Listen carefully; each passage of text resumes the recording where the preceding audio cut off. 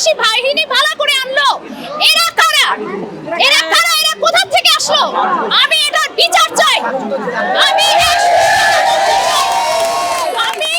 সারাক্ষণ আমার ছেলের পাশে আছি। আমি শিক্ষক, আমি আমার বিবেককে বিক্রি করে দেব না।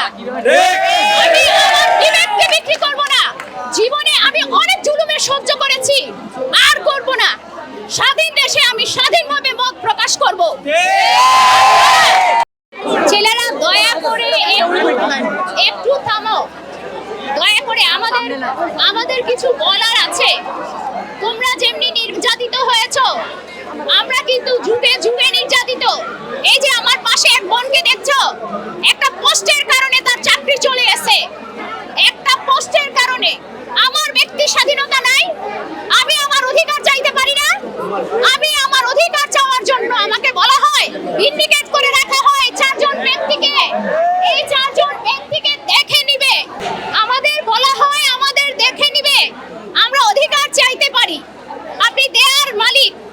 আমি আপনার কাছে আমার দাবি করতে পারি, কিন্তু তাই বলে আপনি আমাকে বলতে পারেন না, আপনি আমার সহকর্মী হয়ে আমাকে থ্রেট করতে পারেন না। আমরা আপনাদের দেখে নিব। এই অধিকার সে কোথায় পেল? এই যে আমাদের ছেলেদের উপরে কালকে আমরা আমাদের ছেলেদের রক্ষার জন্য সারাদিন রইলাম, তারা কোথায় ছিল? আমাদের ছেলেদের উপরে হামলা চালানোর জন্য এই যে সন্ত্রাসী বাহিনী ভাড়া করে আনলো, এরা কারা? এরা কারা? এরা কোথা থেকে আসলো? আমি এটার বিচার চাই। আমি সারাক্ষণ আমার ছেলের পাশে আছি। আমি শিক্ষক, আমি আমার বিবেককে বিক্রি করে দেব না। আমি আমার বিবেককে বিক্রি করব না। জীবনে আমি অনেক জুলুমের সহ্য করেছি, আর করব না। স্বাধীন দেশে আমি স্বাধীনভাবে মত প্রকাশ করব।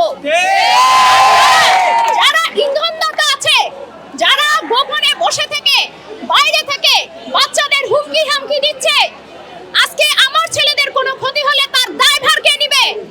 আমার ক্ষতি হলে তার দায়ভার কে নিবে? আমার শিক্ষকের ক্ষতি হলে তার দায়ভার কে নিবে? কাজেই আমাদের এখন এক দফা এক দাবি, এক দাবি।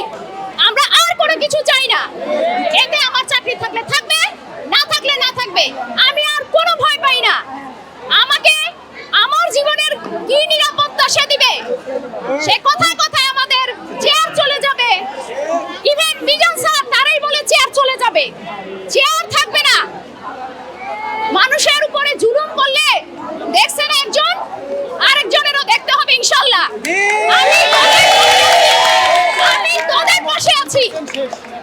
আমি 5 বছরের অধিক সময় ধরে এখানে লাঞ্ছিত, কারণ আমি একটা শিশু নির্যাতনের পোস্ট শেয়ার করাতে আমাকে বিএনপি ট্যাগ দিয়ে তারপর আমাকে এখান থেকে চাকরি থেকে স্থগিত করে রাখা হয়েছে। কিন্তু আজও পর্যন্ত আমার চাকরিতে আমাকে জয়েন্টও করতে দিচ্ছে না।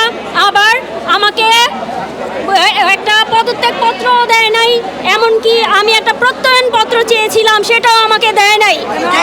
এই প্রিন্সিপাল আমাকে বলে যে একটা এখানে তোমাকে মৌখিক দেওয়া যাবে। মৌখিক কোনোদিন পদত্যাগ পত্র হয়?